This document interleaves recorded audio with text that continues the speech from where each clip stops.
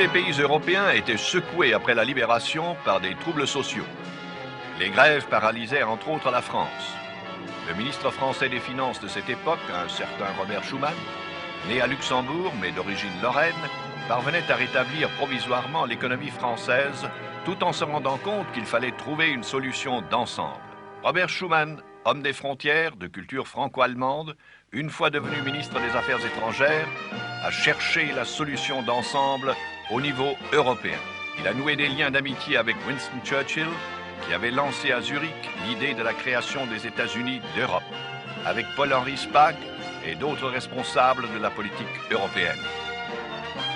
Un premier pas est fait par un congrès européen qui se réunit à La Haye en 1948. Il adopte les premières résolutions pour une Europe unie et les soumet au gouvernement. Robert Schuman prend une part active dans le mouvement européen qui se développe tant parmi les hommes d'État que parmi les citoyens, jeunes ou vieux. La France a toujours eu pour objet essentiel de servir la paix. L'Europe n'a pas été faite, nous avons eu la guerre. L'Europe ne se fera pas d'un coup, ni dans une construction d'ensemble. Elle se fera par des réalisations concrètes, créant d'abord une solidarité de fait. Au Quai d'Orsay, Robert Schuman prépare les bases de son œuvre européenne. Jean Monnet, une personnalité éminente du monde économique, lui soumet un jour un plan pour réunir en un pool les ressources françaises et allemandes en acier et en charbon. Schuman y croit. Il s'engage à réaliser le plan. Il en parle au président de la République allemande, Heuss, et surtout à Konrad Adenauer, qui y voit une chance pour l'Allemagne nouvelle de lier définitivement son sort à l'Occident.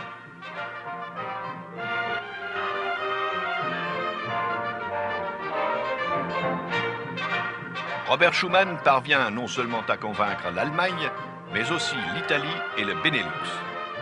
Les ministres des Affaires étrangères de ces 6 pays se donnent rendez-vous au Quai d'Orsay le 18 avril 1951 pour y signer le traité de Paris, instituant la première des 3 communautés européennes, celle du charbon et de l'acier, matières premières qui furent à la base des guerres fratricides que l'Europe des patries a connues depuis plus d'un siècle.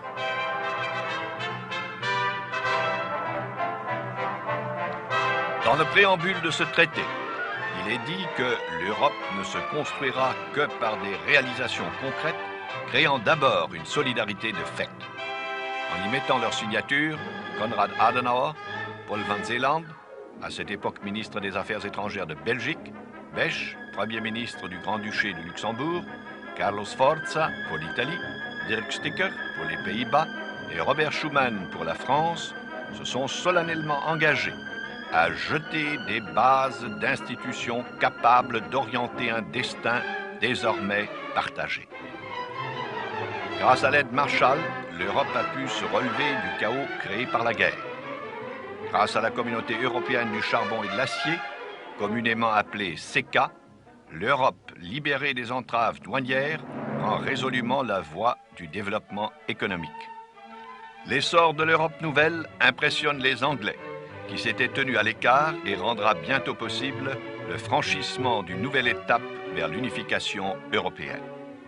Robert Schuman, qui est aussi timide que tenace, préférant les réalisations concrètes et l'argumentation au faste, est néanmoins triomphalement reçu à Metz comme à Tilburg, à Anvers comme à Aix-la-Chapelle, où il reçoit des mains du maire de la ville le prix Charlemagne, qui est réservé aux pionniers de l'unification européenne tels Churchill, Spaak et Hallstein. Le 19 mars 1958, Robert Schuman, convaincu que seule la véritable démocratie pourrait un jour définitivement réaliser la création des États-Unis d'Europe, est élu président du Parlement européen. Dès le premier jour, il s'est établi parmi les parlementaires un état d'esprit nouveau qui envisage les problèmes sous l'optique spécifiquement européenne, éloigné des conceptions étroitement nationales. Ce qui importe, c'est la formation d'une conscience européenne au service du bien commun. Je suis heureux, à l'occasion de ce premier anniversaire, d'avoir pu rappeler sommairement la création, l'organisation, les tâches de l'Assemblée parlementaire européenne. Il lui appartient d'être le guide, le porte-parole de l'opinion publique.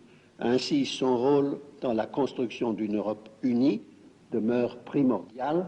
Il est appelé à se développer rapidement. Le 4 septembre 1963, Robert Schuman, ce grand solitaire, meurt dans sa propriété de Sichazel, dans l'indifférence presque totale.